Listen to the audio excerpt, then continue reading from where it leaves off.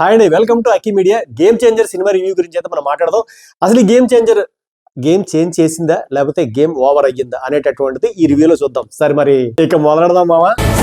చాలా మంది game changer గురించి ఎందుకు అంతలా ఆత్రంగా ఎదురు చూస్తున్నారు అంటే, రాజమౌళి గారి సినిమా పడిన తర్వాత ఇంకో సినిమా పడాలి, ఆ సినిమా హిట్ అవ్వాలి అంటే మాత్రం అది మామూలు విషయం కాదు. ఆల్రెడీ దేవరా తోటి ఎన్టీఆర్ అయితే దాన్ని దాటేశాడు ఆయన. సో ఈయన కూడా గేమ్ చేంజర్ తోటి ఆ యొక్క ఉన్నటువంటి సెంటిమెంట్ ని దాటుతాడా లేదా అనేటటువంటిది రామ్ చరణ్ ఫ్యాన్స్ అయితే చాలా ఉత్కంఠంగా ఎదురైతే చూస్తున్నారు. 500 కోట్ల బడ్జెట్ కాకపోతే అప్పుడే 186 కోట్లు వచ్చేసిందట. కాబట్టి 500 కోట్లు దాటడం పెద్ద విషయం అయితే కాదు. ఎందుకంటే పండగల్లో ఖచ్చితంగా ఈ గేమ్ చేంజర్ ఓ గేమ్ ఆడించేస్తుంది. ఎందుకంటే సంక్రాంతి బరిలో వచ్చినటువంటి మొదటి సినిమా ఇది. తర్వాత డాకు మహారాజు, ఆ తర్వాత వెంకటేష్ గారి సినిమా ఉంది, ఆ తర్వాత ఇంకా తిరుమల వాస్ అయితే ఉన్నాయి. సో ఈసారి ఈ సంక్రాంతికి గేమ్ చేంజర్ ఒక మంచి ఓపెనింగ్ తోటి స్టార్ట్ అయిందని చెప్పాలి. ఈ గేమ్ చేంజర్ సినిమా స్టార్టింగ్ నుంచి రకరకాల బాల్యారిష్టాలు అయితే ఎదుర్కొంటూ అయితే వస్తుంది. లైకా ప్రొడక్షన్స్ వాళ్ళు శంకర్ గారి మీద కేసు అయితే వేశారు. ఎందుకంటే ఇండియన్ 2 సినిమాకి సంబంధించినటువంటి ఆ ఇష్యూలో ఇండియన్ 3 కూడా ఆయన ఒప్పుకున్నారు. కాబట్టి ఇండియన్ 2 సినిమా ఏదైతే ఉందో దాన్ని మీరు కంప్లీట్ చేయాలి, దాన్ని సగంలో వదిలేస్తారు. అంతేకాకుండా ఇండియన్ 3 కూడా తీసిన తర్వాత మాత్రమే మీరు ఇంకొక సినిమాకి సైన్ చేయాలి అని అయితే ఆ కోర్టులో కేసు అయితే ఇంకా నడుస్తోంది. యాక్చువల్గా అదైతే పెండింగ్ లో ఉంది. సో దానివల్ల కొంత అయితే లేట్ అయింది. కాకపోతే రకరకాల కాంప్రమైజ్లు వాటి మధ్యన గేమ్ చేంజర్ అయితే మొత్తానికి ఫినిష్ చేసి రిలీజ్ అయితే చేశారు. రిలీజ్ అయిన దగ్గర నుంచి కూడా ఈ పుష్ప 2కి సంబంధించి ఈ బెనిఫిట్ షోలు హడావిడి ఈ గందరగోళం వల్ల అయితే కొంత అయితే రచ్చ అయితే నడిచింది. సో దానికి సంబంధించి ఏంటంటే స్పెషల్ షో అంటే ఏంటి, బెనిఫిట్ షో అంటే ఏంటి, స్పెషల్ షోకి బెనిఫిట్ షోకి తేడా ఏంటి అనేటటువంటి క్వశ్చన్లు అయితే చాలా మందిలో మొదలయ్యాయి. అంటే తెలంగాణ గవర్నమెంట్ బెనిఫిట్ షోలకి అయితే అనుమతి ఇవ్వలేదు. స్పష్టంగా వాళ్ళైతే క్లియర్గా అయితే రేవంత్ రెడ్డి గారు అసెంబ్లీలో చెప్పారు. సో దానికి సంబంధించి వాళ్ళైతే బెనిఫిట్ షోలకి అనుమతి ఇవ్వలేదు. కాకపోతే స్పెషల్ షోలు వేశారు అంతే. ఆంధ్రప్రదేశ్లో అయితే మాత్రం బెనిఫిట్ షోలు అయితే వేశారు. సో 6 షోలు అని చెప్పేసి అన్నారు. కాకపోతే 5 షోలకి దాన్ని అయితే కుదిస్తున్నారు ప్రస్తుతానికి ఆల్రెడీ. కాకపోతే పడాల్సిన షోలన్నీ అయితే పడిపోయాయి. అంటే ఈ స్పెషల్ షో అంటే ఏంటి, బెనిఫిట్ షో అంటే ఏంటి అని చాలా మందికి డౌట్ రావచ్చు. స్పెషల్ షో అంటే ఏంటంటే సాధారణంగా 4 ఆటలు ఉంటాయి, ఇంకోటి ఎక్స్ట్రా వేయడం స్పెషల్ షో. బెనిఫిట్ షో అంటే ఏంటంటే దానికి ఎక్కువ రేటుకి టికెట్ అయితే అమ్ముతారు బెనిఫిట్ షోలకి. అంటే సాధారణంగా 112, 120 రూపాయల టికెట్ బెనిఫిట్ షోలకు వచ్చేటప్పటికి అది 500, 800, 1000 ఎంతవరకైనా వాళ్ళు పెట్టుకునేటటువంటి సౌలభ్యాన్ని ఆంధ్రప్రదేశ్ గవర్నమెంట్ అయితే ఇక్కడ కల్పించడం అయితే జరిగింది. అది బెనిఫిట్ షో వేరు, స్పెషల్ షో వేరు. సో మీ క్లారిటీ వచ్చింది కదా. ఇక మరి సినిమా స్టోరీలోకి అయితే వెళ్ళిపోతాం. హాయ్ తమ్ముడు. హాయ్ నాన్నగారు, ఎలా ఉన్నారు? తమ్ముడు మన సినిమా గురించే కదా, కొంచెం మంచిగా చెప్పు తమ్ముడు. మీ సినిమా గురించే చెప్తున్నావు అండి. ఎందుకు ఏం చెప్తున్నావు అంటే ఇందులో గేమ్ చేంజర్ సినిమాలో మైనస్లా పగిలిపోద్ది. అప్పన్ గారు అలా అంటారేంటి? ఇప్పుడు ప్రతి సినిమాలో ఎంత పెద్ద మంచి సినిమా అయినా కానీ ఏమో చిన్న మైనస్లు ఉంటాయి, ప్లస్లు ఉంటాయి. కాబట్టి రెండు మాట్లాడితేనే కొద్దిగా రివ్యూ జెన్యూన్ గా ఉంటుంది అని నా అభిప్రాయం. ఏమంటారు? ఓకే ఓకే మరి తమ్ముడు, ముందు కథ గురించి చెప్పు తమ్ముడు. అన్నగారు కథ దగ్గరికి వస్తున్నాను, కథ తోటి మొదలు పెడుతున్నాను. ఇక గేమ్ చేంజర్ స్టోరీ విషయానికి వస్తే శంకర్ గారు శంకుమార్ కు లుంగితో అయితే కథ అయితే స్టార్ట్ చేశారు. సో ఆ స్టార్టింగ్ ఒక అద్భుతమైనటువంటి ఫైట్ తోటి అయితే కథ స్టార్ట్ అవుతుంది. అంటే రామ్ చరణ్ ఐపీఎస్ గా ఉన్నటువంటి వ్యక్తి రామ్ నందన్ అని, అతను ఐఏఎస్ గా వైజాగ్ అయితే వస్తున్నటువంటి ఆ సన్నివేశంతో కథ అయితే స్టార్ట్ అవుతుంది. అసలు ఈయన ఐఏఎస్ కి వచ్చేటప్పటికి సత్యమూర్తి అని చెప్పేసి ఆంధ్రప్రదేశ్ సంబంధించినటువంటి సీఎం ఉంటారు.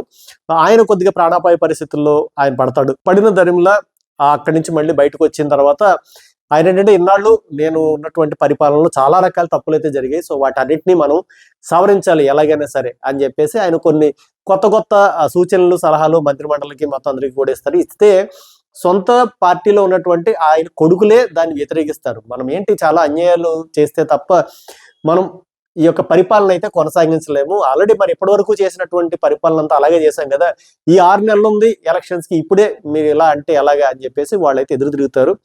దానివల్ల కొన్ని నాటకీయమైనటువంటి పరిణామాల మధ్య ఏం జరుగుతుందంటే ఈ సత్యమూర్తి గారు చనిపోతూ రామ్ చరణ్ ని తన యొక్క పార్టీకి, తన యొక్క కుర్చీకి వారసుడిగా ప్రకటిస్తూ ఆయన అయితే చనిపోతాడు. ఇంకా అక్కడి నుంచి అసలు గేమ్ స్టార్ట్ అవుతుంది. ఒక ఇంటర్వెల్ బ్యాంక్ కూడా ఉంటుంది, అది మామూలుగా ఉండదు, మైండ్ బ్లో అయిపోతుంది. ఇది చూస్తున్నటువంటి ప్రేక్షకులకు కూడా ఒక చిన్న ప్రశ్న ఏంటంటే మీరు ఎంత అలర్ట్ గా ఉన్నారో తెలుసుకోవడానికి. ఏంటంటే ఈ యొక్క స్టార్టింగ్ సీన్ ఏదైతే ఉందో అందులో పవన్ కళ్యాణ్ గారిది ఒక మార్క్ అయితే కనబడుతుంది ఖచ్చితంగా. ఏళ్ళు వీధులు చప్పట్లతో మారు మోగిపోతుంది. ఆ మార్క్ కనుక మీరు కనిపెట్టగలిగితే అది ఏంటి అనేటటువంటిది నేను ఇప్పుడు చెప్పి ఆ స్పాయిలర్ నేనైతే ఇప్పుడు చెప్పను. మీరే కింద కామెంట్ బాక్స్ లో ఆ మార్క్ ఏంటి అనేటటువంటి మీరైతే చెప్పండి. సో ఇంక ఇలాగ సాగుతున్నటువంటి దాంట్లో ఎస్జే సూర్య క్యారెక్టర్ ఏదైతే ఉందో ఆయన ప్రతినాయకుడు. సో యాంటాగనిస్ట్ ఏదైతే ఉన్నారో ఆయన దానికి సంబంధించినటువంటి పాత్రలో ఆయనైతే చాలా బాగా చేశారు. సో ఈ ప్రతినాయకుడుగా ఉన్నటువంటి ఈయనకి అలాగే ఐఏఎస్ కి ఎవరైతే రామ్నందన్ ఉన్నారో ఆయనకి మధ్యన గొడవ జరుగుతూ ఉంటుంది. దాదాపుగా ఈ కథ ఏంటంటే టిఎన్ శేషన్ అని ఎలక్షన్ కమిషనర్ గా ఒక ఆయన చేస్తున్నారు. చాలా వరకు మనం ప్రైమ్ మినిస్టర్లు గుర్తుపెట్టుకుంటాం, చీఫ్ మినిస్టర్లు గుర్తుపెట్టుకుంటాం, మంత్రులు గుర్తుపెట్టుకుంటాం. కాకపోతే టిఎన్ శేషన్ అనేటటువంటి ఈ ఎలక్షన్ కమిషనర్ ఆఫీసర్ ను గుర్తుపెట్టుకునేలా చేశాడంటే ఆయన మామూలు ఆయన కాదు. అంటే తోలు తీసి ఆరేసాడు అనమాట అప్పట్లో.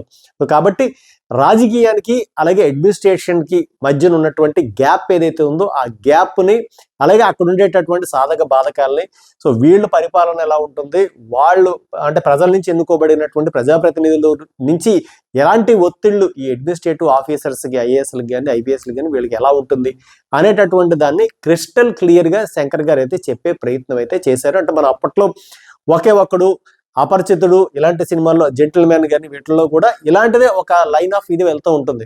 అంటే ఓ పక్కన గవర్నమెంట్ ఎలా ఉంది, సామాన్య ప్రజలు ఎలా ఉన్నారు, ఈ రెండింటికి మధ్యన ఈ యొక్క అనుసంధానం ఎలాగైతే ఉంది అనేటటువంటిది శంకర్ గారి సినిమాల్లో మనం ప్రతి దాంట్లో చూసుకోవచ్చు. ఖచ్చితంగా ప్రతి సినిమాలోనూ ఆయన ఒక మెసేజ్ అయితే ఇస్తారు. లాస్ట్ రోబో చూసుకుంటే సెల్ ఫోన్ల గురించి, అంటే ఎక్కువగా రేడియేషన్ వల్ల పక్షులు చనిపోతున్నాయి అనేటటువంటిది. అపరిచితులు చూసుకుంటే సమాజంలో జరిగే అన్యాయాల గురించి. ఇందులో చూసుకుంటే కనుక రాజకీయ నాయకులు ప్రజలతోటి ఎన్నుకోబడినటువంటి వాళ్ళు ప్రజలకు డబ్బులు ఇచ్చి ఆ ఓట్లు కొనుక్కుని ప్రజల మీద ఎలాంటి అరాచకాలు చేస్తున్నారు, వాళ్ళని ఒక ఐఏఎస్ అధికారి ఎలా అడ్డుకున్నాడు. ఒకవేళ అలాంటి ఐఏఎస్ అధికారే కనుక చీఫ్ మినిస్టర్ అయితే, ఎందుకంటే ఆల్రెడీ మనం తమిళనాడులో చూస్తున్నాము అన్నామలై గారు ఐపీఎస్ ఆయన, అలాంటి ఒక వ్యక్తి రాజకీయాల్లోకి వస్తే ఎలా ఉంటుంది అనేటటువంటి దాన్ని చెప్పే ప్రయత్నం అయితే చేశారు. ఈ సినిమాలో ప్రధానంగా మనం ప్లస్లు అని చూసుకోవాలనుకుంటే కనుక క్యారెక్టర్స్ ఎవరైతే అసలు ప్రతి ఒక్కళ్ళు కూడా వాళ్ళ పాత్రకి బాగా న్యాయం చేశారు. నాకు శ్రీకాంత్ గారు చూసినట్టే చాలా ఆశ్చర్యం అనిపించింది. ఎందుకంటే ఆయన ఏజ్ కన్నా ఒకప్పుడు గుమ్మడి గారు చేసేవారు, అలాగా ఏజ్ని మించినటువంటి ఒక క్యారెక్టర్, దాదాపు 70 ఏళ్ల వయసు ఉన్నటువంటి ఒక ముసలాయన చీఫ్ మినిస్టర్ క్యారెక్టర్లో ఆయన అయితే, నాకు శ్రీకాంత్ అయితే ఎక్కడ కనబడలేదు. ఆయన చాలా బాగా చేశారు. దాన్ని అయితే శ్రీకాంత్ గారే కాదు, ఆయనకు పోటాపోటీగా అంజలి గారు కూడా ఇంచుమించు అదే ఏజ్ లోకి, అంటే ఆవిడ చూస్తే చాలా అందంగా ఉంటుంది. మన తెలుగు అమ్మాయి తమిళనాడులోకి వెళ్ళి సూపర్ స్టార్ హీరోయిన్ అయితే అయిపోయింది. ఆవిడ కూడా డీగ్లామరైజ్డ్ రోల్ అయినా కానీ ఆవిడ చేసినటువంటి సాహసానికి నిజంగా హ్యాట్స్ ఆఫ్. ఎందుకంటే ఇండియన్ సినిమాల్లో కమల్ హాసన్ గారు ఎలాగైతే ఒక ఏజ్డ్ క్యారెక్టర్ అయితే వేశారో సేమ్ అలాగే శ్రీకాంత్ గారు, అంజలి గారు వేశారు. అంతేకాకుండా ఇందులో ఇంకా ప్రధానమైనటువంటి ప్లస్ ఎవరు అంటే ఎస్జే సూర్య. ఆయన అయితే యాక్షన్ తో ఎరగొట్టి దొల్లగొడేశాడు. అదైతే మనకి ఆ తెర మీద ఆల్రెడీ మనం ఆ ట్రైలర్స్ లో వాటిలో చూడొచ్చు ఆయన ఎంత పవర్ఫుల్ పెర్ఫార్మెన్స్ అయితే ఇచ్చాడు. అంటే ఒక ప్రతినాయకుడిగా ఆయన అలా ఉండబట్టే యాక్చువల్గా హీరో క్యారెక్టర్ కూడా అంతే ఎలివేట్ అయింది. ఇక రామ్ చరణ్ విషయానికి వస్తే 3 రకాల క్యారెక్టర్, 3 వేరియేషన్స్ చేశాడు ఆయన. ఏంటంటే ఒక దాంట్లో అప్పన్న అని ఫ్లాష్ బ్యాక్ లో వస్తుంది, అంటే రామ్ చరణ్ తండ్రి పాత్ర చేశారు. దాంట్లో ఏంటంటే మనకి రంగస్థలంలో చిట్టుబాబు క్యారెక్టర్ అయితే గుర్తొస్తుంది. ఆ చిట్టుబాబుకి చెవుడు ఉంటుంది, ఈ అప్పన్న గారికి నెత్తి ఉంటుంది. సో ఇంచుమించు ఆ సిమిలారిటీస్ అయితే దాంట్లో కనబడతాయి. అప్పన్న క్యారెక్టర్ కూడా చాలా బాగా ఆయన బ్యాలెన్స్ చేశాడని చెప్పాలి. ఎందుకంటే ఒక పక్కన కొడుకు పాత్రలో స్టైలిష్ గా కనబడుతూ, అప్పన్న పాత్రలో ఒక సాధారణ రైతులాగా, అంటే చదువు సరిగ్గా రానటువంటి ఒక సాధారణమైనటువంటి రైతు ఎలా ఉంటారో ఆ రైతులాగా ఆయనైతే ఆ పాత్రని చాలా బాగా బ్యాలెన్స్డ్ గా అయితే ఆయనైతే చేశారు. ఐఏఎస్ ఆఫీసర్ గా అయితే మాత్రం మామూలుగా కాదు, ఒక స్టైలిష్ లుక్ లో ఆయనైతే చాలా డీసెంట్ గా సాఫ్ట్ గా ఎరగొడేశాడు. ఈ రెండు కాకుండా కాలేజ్ డేస్ లో ఉండేటటువంటి ఒక లుక్ లో అయితే మళ్ళీ మనం ఆరెంజ్ టైంలో ఉన్నటువంటి రామ్ చరణ్ ని, అంటే ఆ చిరుత ఆ టైంలో ఉన్నటువంటి రామ్ చరణ్ ఒక్కసారి ఆ వింటేజ్ లుక్ లో మనం అయితే చూసినట్టయితే మనకైతే అనిపిస్తుంది. సో ఈ 3 క్యారెక్టర్స్ లో రామ్ చరణ్ తన పరిధిలో తనైతే అద్భుతంగా అయితే యాక్ట్ చేశాడు. ఇంకా కియారా అద్వానీ, ఆ అమ్మాయి యాడెడ్ అడ్వాంటేజ్ ఈ సినిమాకి. ఎందుకంటే మన పాన్ ఇండియా మూవీ కాబట్టి అటువైపు బాలీవుడ్ లో కూడా అమ్మాయికి ఒక మంచి మార్కెట్ ఉంది. ఆ అమ్మాయి తెలుగులో కూడా చాలా సినిమాల్లో అయితే చేసింది, మహేష్ బాబు గారితో వాళ్ళందరితో కూడా చేసింది. ఆ అమ్మాయి ఆ సినిమాలో కూడా ఒక సీఎం కి గర్ల్ ఫ్రెండ్ గా చేసింది, ఇక్కడ కూడా సీఎం కి గర్ల్ ఫ్రెండ్ గా చేసింది. ఒక విధంగా బాండ్ గర్ల్ అంటారు కదా, ఈ అమ్మాయిని సీఎం గర్ల్ ఫ్రెండ్ కింద మనం ఏమైనా మార్కేసేచ్చేమో అలాగైతే ఉంది. ఇక ఇందులో ప్రధానంగా చెప్పుకోవాల్సినటువంటి క్యారెక్టర్స్ ఏంటంటే రాజీవ్ కనకాల గారు చాలా ఒక మంచి క్యారెక్టర్ అయితే చేశారు. ఆ ఉన్నంతసేపు కూడా ఆ క్యారెక్టర్ కూడా అంటే చాలా కీ రోల్ అది, అంటే కథని మలుపు తిప్పేటటువంటి ఒక కీ రోల్. పోటాపోటీగా అసలు వీళ్ళందరి యొక్క కాంబినేషన్ లో సినిమా స్టోరీ అయితే మాత్రం ఒక రేంజ్కి అయితే ఎలివేట్ అయిపోయింది. ఇక కథలో కూడా కొన్ని మాస్ ఎలిమెంట్స్ కొన్ని ఉన్నాయి. ఈ మధ్య కాలంలో పవన్ కళ్యాణ్ గారిది ఒక డైలాగ్ ఉంది, సీజ్ ద షిప్ అన్నారు కదా. ఆ సీజ్ ద షిప్ కి సంబంధించినటువంటి ఒక సీన్ కూడా, అంటే ఒక బియ్యం గోడౌన్ కి సంబంధించినటువంటి ఒక సీన్ కూడా ఉంది. ఆ సీన్ కి మాత్రం మీకు అరుపులు, కేకలు, మోత, ఏళ్ళు చాలా చాలా గట్టిగా వస్తాయి. అంతేకాకుండా నాకు దీంట్లో ఇంకేమనిపించింది అంటే పొలిటికల్ సెటైరికల్ గా ఈ సినిమా ఉండడం వల్ల ఒక పక్కన మనకి కరుణానిధి గారి క్యారెక్టర్, అలాగే అళగిరి స్టాలిన్, సో వీళ్ళిద్దరు కంపారిజన్స్ కూడా మనం ఆ సినిమాలో మనం చూసుకోవచ్చు. అంటే శ్రీకాంత్ గారికి ఇద్దరు కొడుకులు ఉంటారు, ఒకళ్ళేమో జయరామ్ గారు చేశారు, ఇంకోళ్ళు ఎస్జే సూర్య చేశారు. వీళ్ళిద్దరూ కూడా అంటే అళగిరి అలాగే స్టాలిన్ లా చూడవచ్చు. ఇంకో కోణంలో ఏంటంటే మనకి వైఎస్ఆర్ గారు, జగన్ గారు ఆ యొక్క ఇది కూడా కనబడుతూ ఉంటుంది, అంటే షేడ్స్ అక్కడక్కడ.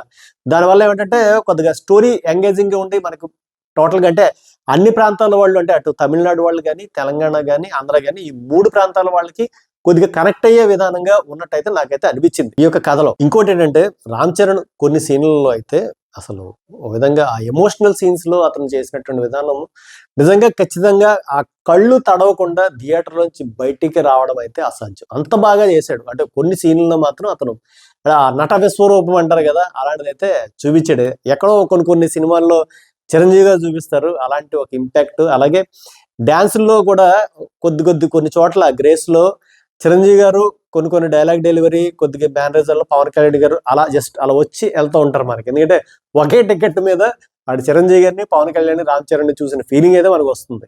ఇక ఈ సినిమాలో ఓ తమ్ముడు ఏంటే సైలెంట్ గా జారుకుంటున్నావు అనయ్య అంటే మైనస్లు చెప్తే పగిలిపోద్దాను కదా అనయ్య.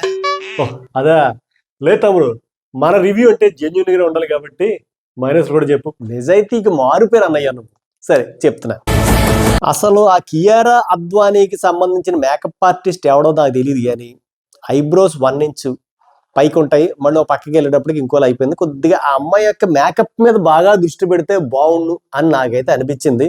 ఏదో చెప్పాలి కాబట్టి 2-3 మైనస్లు నాకైతే అనిపిస్తున్నాయి. కానీ అంటే స్టోరీ సడన్ గా ఎక్కడో స్టార్ట్ అయ్యి ఎక్కడికో వెళ్ళిపోయి ఏదో మడుపులు తిరిగిపోయినట్టయితే అనిపిస్తూ ఉంటుంది. ఇక తమన్ మ్యూజిక్ ఆశించే స్థాయిలో పూర్తిగా లేదేమో అనిపించింది. అంతేకాకుండా పాటలో అసలు డాన్సులకి పెట్టింది పేరు మెగాస్టార్, అలాగే మెగా పవర్ స్టార్, ఇప్పుడు గ్లోబల్ స్టార్ అయినటువంటి రామ్ చరణ్. ఇంకొంచెం బాగుండాలి, ఎందుకంటే ఆ గణేష్ మాస్టర్ ఉన్నారు, ప్రభుదేవ ఉన్నారు, వీళ్ళందరూ కొరియోగ్రఫీలో ఎక్కువ ఎక్స్పెక్ట్ చేశాము, బాగున్నాయి కదా. ఇంకొంచెం ఆ రేంజ్ పెరుగుండుంటే డాన్స్ ఎరగదీసేసి ఉండేవాడు రామ్ చరణ్. ఎందుకంటే మనం నాటు లాంటి పాటలు చూసున్నాము, సో కొద్దిగా ఎక్స్పెక్ట్ చేస్తాము. ఆ ఎక్స్పెక్టేషన్ కి ఎక్కడో ఒక మేర రీచ్ అవ్వలేదేమో అని నాకైతే అనిపించింది. ఇక దిల్ రాజు గారు మాట్లాడుతూ కామెడీ ఇరిక్, అది ఇరిక్, ఇది ఇరిక్ అన్నారు. అన్నిట్లోని ఆ కామెడీయే కొద్దిగా ఎక్కడో మిస్ అయిందేమో అనిపించింది. సునీల్ గారి క్యారెక్టరే కాదు, అంజలి గారి క్యారెక్టర్ వాళ్ళందరూ ఇలా సైడ్కి చూస్తుంటారు, అన్ని సైడ్కే ఉంటాయి. అదేటో ఆ సైడ్కి వెళ్ళడం ఏంటన్నది నాకైతే అర్థం కాలేదు. అలాగే చిట్టుబాబు క్యారెక్టర్ చెవుడు ఉంది కాబట్టి అప్పని క్యారెక్టర్కి నత్తి పెట్టారా అని ఒక కంపారిజన్ వచ్చేలాగైతే ఆ క్యారెక్టర్ అయితే డిజైన్ చేశారు. కాకపోతే రెండింటిని రామ్ చరణ్ అయితే బాగా బ్యాలెన్స్ చేశారు, ఎందుకంటే వేరియేషన్ ఖచ్చితంగా కనబడుతూ ఉంది. కాకపోతే అసలు ఒక సినిమాలో ఇంతమంది డిజేబుల్డ్ క్యారెక్టర్స్ ని పెట్టే అంత అవసరం ఏముంది అని నాకైతే అనిపించింది. ఒక్కడు అపరిచితుడు, జెంటిల్మెన్, అలాగే భారతీయుడు పార్ట్ 1, ఇవి రోబో, వీటిల్లో వచ్చిన హై ఎక్కడో గేమ్ చేంజర్ లో ఇంకొంచెం ఉంటే బాగుండేదేమో అని అయితే అనిపించింది నాకు. సరే ఇవన్నీ కాదు, ఫైనల్ గా 1 వర్డ్ లో అసలు ఈ సినిమా గురించి నువ్వేం చెప్తావు? ఒక్క వర్డ్ లో చెప్పాలా? నిజాయితీగా చెప్పాలంటే ఒక తెలుగుని ఇంకో తెలుగు డైరెక్ట్ చేస్తేనే బాగుంటదేమో అని నాకైతే అనిపించింది అన్నయ్య.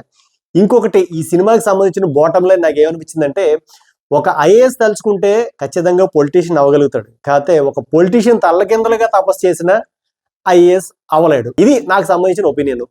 మీకేమో అనిపించింది ఈ యొక్క రివ్యూ చూసి, అలాగే సినిమా చూసి ఏమనిపించింది అనేటటువంటిది కింద కామెంట్స్ బాక్స్ లో తెలియజేయండి. సో మరోసారి మరో రివ్యూతో మళ్ళీ కలుస్తాను.